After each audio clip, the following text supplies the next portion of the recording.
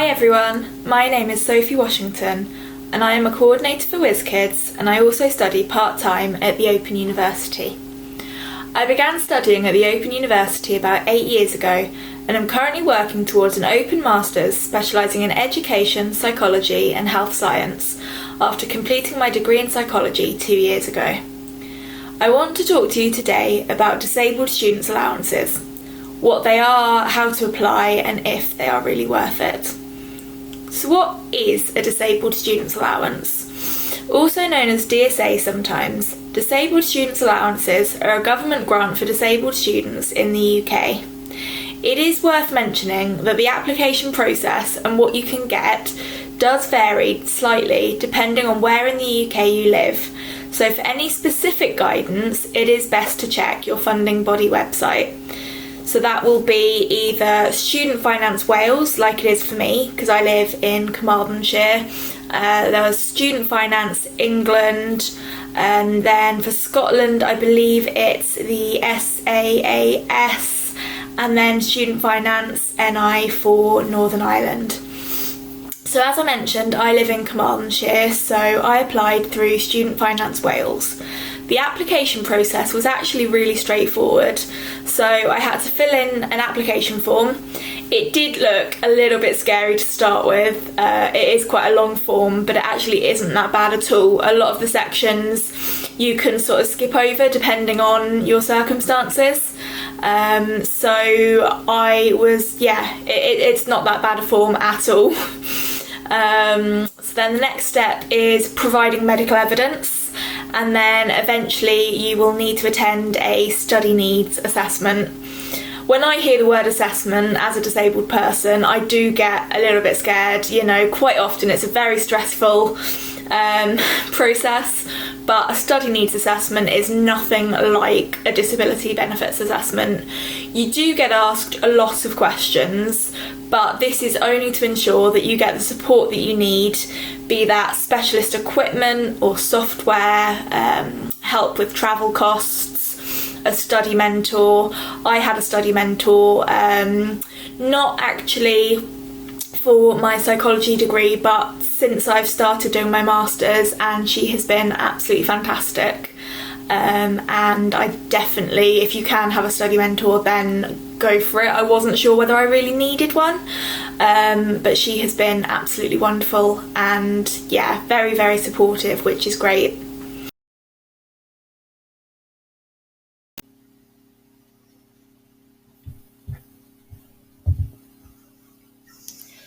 One of the most useful things that I got through my DSA was Sonocent audio note taker software. One of my conditions means that I can't write quickly or for long periods of time without dislocating my thumb or getting severe cramp. This can be an absolute nightmare in lectures when you're trying to take notes. This software records audio and then transcribes it for you, like this.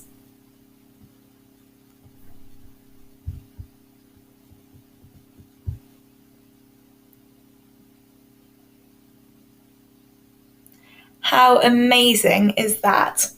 It's definitely helped me out a lot through my uni studies, although occasionally there are a few typos, so you do need to watch out for that.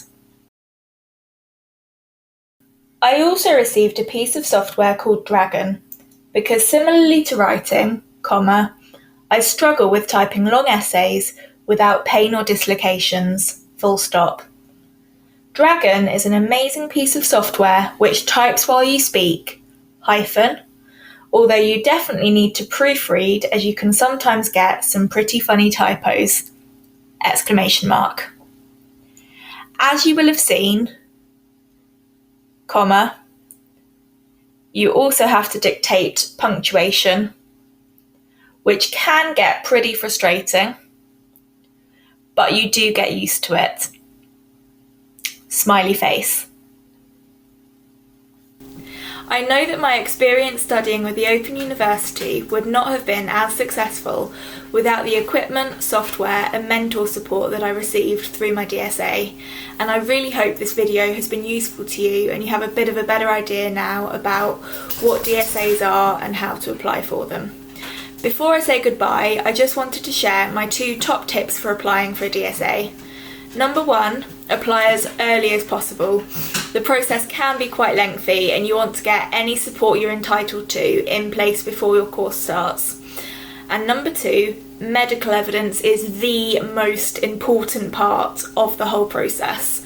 I was actually asked to send in additional information the first time I applied, which did actually unfortunately delay my application.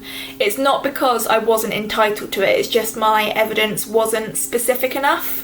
So they asked, I think it was for a list of my diagnoses, specific dates that I was diagnosed and how these conditions affect my ability to study, as well as whether the conditions are lifelong or how long the effect of the conditions are expected to last. Rather than getting various different consultants for all of my conditions, I actually spoke with my GP, who is lovely, and she wrote one letter. It was a very long letter, but that confirmed all of my conditions and everything, like all of the information that they needed to progress my application. If you do have any questions, do check out my blog on applying for DSA below. I go into a little bit more detail on sort of what's included in the form and the study needs assessment and what to expect, and I also included some links to some great websites where you can find more information. Bye!